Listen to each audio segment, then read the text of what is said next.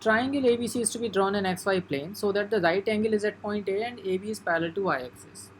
In all such questions, the very first step that we should do is to draw a figure. We should quickly draw Y axis, X axis and start plotting all these things. Now, we have to draw a right angle triangle. The right angle is at point A and the X and Y coordinates of the point are integers that are consistent with the inequalities. Minus X is between minus 6 and 2. Now, let's quickly make sure that we set the boundaries. X equal to minus 6, so I'm drawing a line here which is at x equal to minus 6 and another line that I'm drawing here is at x equal to 2. Let me just quickly write it down, x equal to minus 6 and x equal to 2. That means the point ABC cannot go beyond these two deadlines. They have to be within these two deadlines. Similarly, we have to draw the boundary on the y-axis as well, which says that y is between 4 and 9. So let's take this is y equal to 4 and here we have y equal to 9. So now we have the boundaries set, y equal to 4 and y equal to 9. Now we know that the triangle has to be within these 4 lines, 2 yellow and 2 red, right? That means if I have to draw the shaded region in which the triangle has to lie, then this is the region in which the triangle has to lie. Now, in a triangle, if you have to locate any vertices, then the most attractive vertex for us is always the vertex where the right angle is getting formed. So we want to start with point A. Now, to locate any point on the xy plane, what we need is the x coordinate of the point and the y coordinate of the point. Now the question is, in how many ways can we choose the x coordinate of the point? And it must be an integer because the question already mentions that all the coordinates must be integers. So how many choices do we have to choose the x coordinate of point A? Then the answer is 9 choices. From minus 6 to 2, 6 negative values, 2 positive values and 1 value is 0 itself.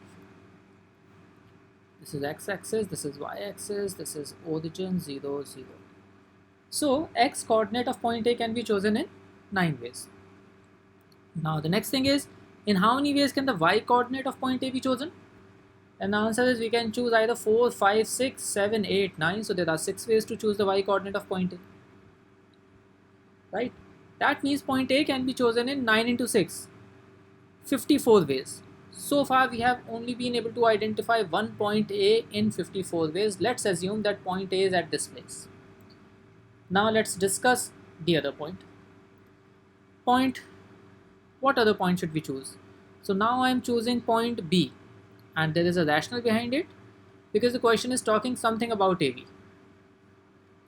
So now we have to ensure in how many ways can we choose point B.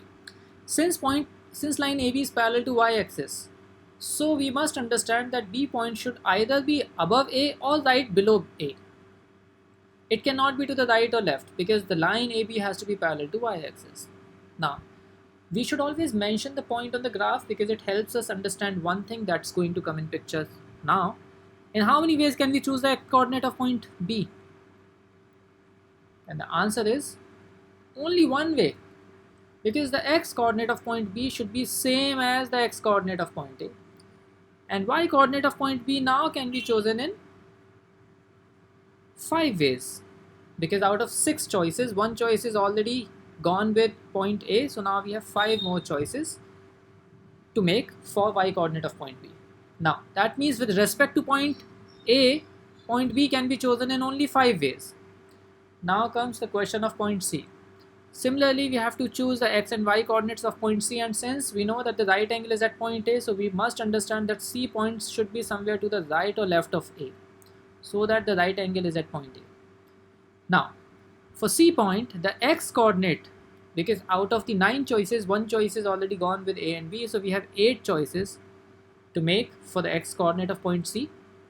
And the y coordinate of point C now can be chosen in only one way, because the y coordinate of point A should be same as the y coordinate of point C, because if AB is parallel to y-axis, then AC should be parallel to x-axis, which means with respect to the chosen points A and B, C point can be chosen in only 8 ways. So the total ways in which these triangles can be formed will be equal to 54 multiplied by 40, and if you multiply them together, that means 2160, and therefore the answer to the question becomes option C.